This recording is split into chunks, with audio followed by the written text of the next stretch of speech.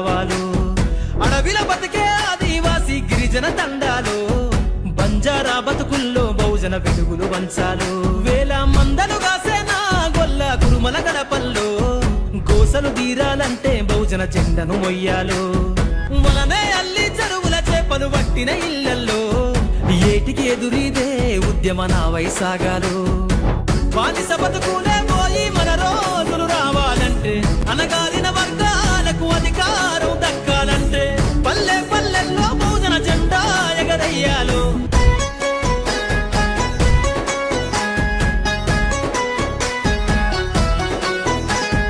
అందరి కోసమై జనముల జెండను పట్టాలే, బతుకుల్లో వెలుగులు నింప బహుజన వాదం ఎత్తాలే.